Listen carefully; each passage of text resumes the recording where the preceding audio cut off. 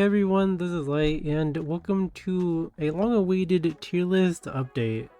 So, if this is your first time watching any of these, I'll go over the tiers real quick. So, for S plus tier, we have the most broken units in the game. You want super high priority on these units, pretty much first picking them or pre-banning them. All 5 of these units are valid pre-bans, it just depends on what you have and what you want to play. And then for S tier, these are super strong units that you want to pick alongside the S plus tier, but for various reasons they are not worth picking first. And then we have the A tier. A tier picks are situational picks that usually do their job, while A minus is basically the same thing, but these units will be much less common than the A tier to give you an idea of what to prioritize. So yeah, because this is an update video, I'm only going to be talking about the units that have changed since the last update video. If you want to check out like every unit in detail, I would recommend checking my previous videos. So yeah, let's get into it. So first major change this patch, we moved the DDR down from S plus tier to S tier, because DDR can no longer be picked early with Schniel's existence. He used to be very viable as a first pick, but not so much anymore. He gets punished a bit too hard. So yeah, DDR S plus to S, but he's still really good and still the best injury unit in the game by far, and he controls people really hard still. Still really strong. And we also moved A Tywin down from S plus tier because it is much harder to play A Tywin with DDR being weaker and LRK being much more prevalent, so we're moving him down from S plus to S with DDR. Still good, but DDR being weaker, LRK being stronger makes A Tywin weaker. And finally we have Landy and Yuffie. I knocked both Landy and Yuffie down from S tier because they're, as crazy as it is, Candy and Yuffie, they don't do enough damage and they're too squishy in this meta, so they're not really viable bruisers anymore besides as late picks that you pick to hopefully 1v4. But yeah, it's very difficult to pick these units now.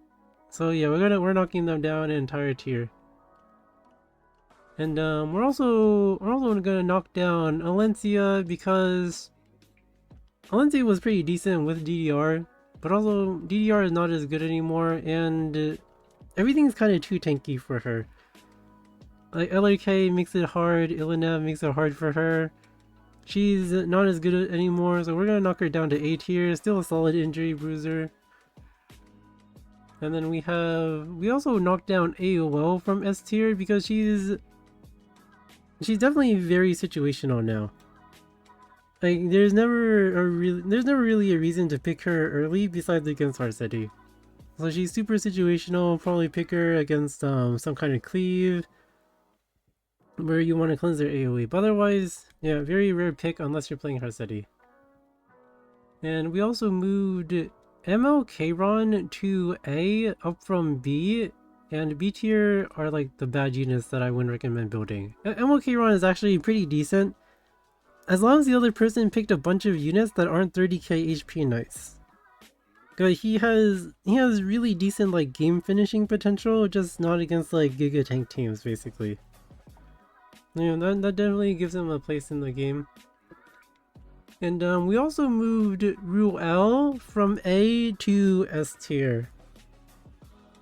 It's doomed. It's a Ruel kind of meta again. She's really good.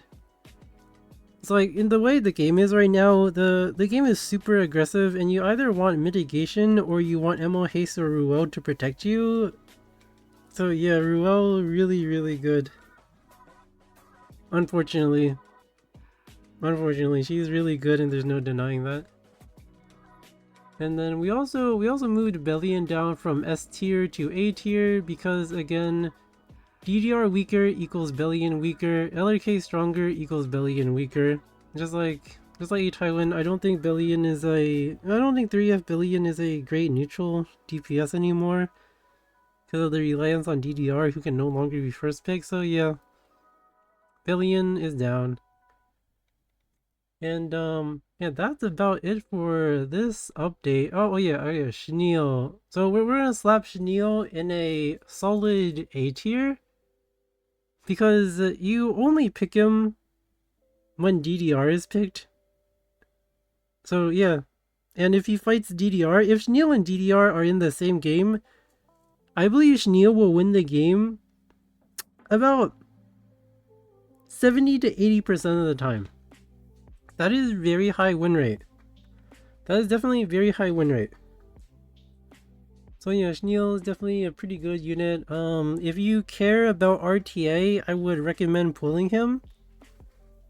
But if you don't, it's an easy skip. His artifact is not good either. I'm going to turn this video into a Schniel review. So Schniel, so forgetting like the difficulties of drafting, if you draft well and you manage to get Schniel in a game against DDR, you will win the game.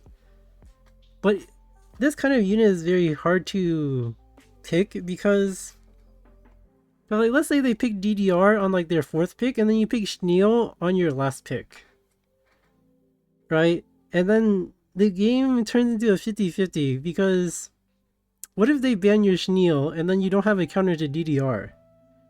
That means you have to ban DDR. But then, what if they don't ban your Schniel, but you ban their DDR, and it turns into that kind of 50-50? And this 50-50 is a thing for a bunch of units. So I wouldn't say Schniel is the perfect counter to DDR, but I say he will counter DDR enough. He'll counter DDR enough and give you enough presence in the draft to make him worth it. So yeah, if you are an RTA player, Schniel is definitely a pull, but don't go crazy for his artifact because his artifact is just a very bad version of Guardian Crystal. Because like, the proc chance is hard. Like doing 20% of someone's HP to proc the shield, that's very difficult. And the shield is only 20% of someone's health, of the caster's health, when it's maxed. So it's also not very good unless you're plus 30. But yeah, basically Guardian Crystal is way better. Healing artifacts are way better in general. Would not pull the artifact, and I definitely would not powder it unless you really want it because you're a collector. So yeah, Schniel, easy A tier. Easy A tier, but of course, he'll look bad due to the complications of drafting. He can potentially look bad due to the complication of drafting, but that doesn't make him a bad unit. And also, I believe I skipped the patch with Heli and Lua. I think Lua is a solid A tier. Easy A tier. She's really good against cleavers when your plan is to disrupt their CR boost because they're forced to AoE. And she's also really good against people who don't draft enough cleanse, because she can provoke lock people. Like, she provokes 4 people on turn 1, and then when they hit her, she counterattacks and provokes 1 more person. And then she gives herself speed buff and she laps like crazy, so she can actually provoke lock people really hard. And she CR boosts her team, but also gives them speed buff. So I think Lua is actually a really good debuffer. Only problem is, cleansers like Dilibet, Laya, they're very common, so it's very hard to actually get a game where where the other person did not pick a cleanser that'll just like cleanse Lua's provoke. But otherwise, she's really good. She has 2 purposes, anti-cleave and as a control unit. Super solid unit to have. However, I would not recommend pulling on her, simply because we never know if the next MO5 will be MO Luna tier.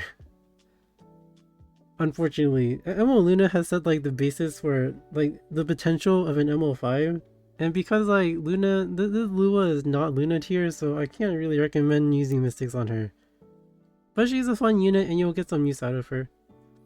So yeah, that's about it for this update. Thank you for watching and I hope it was helpful. Have a good night, good day wherever you are. See you next time.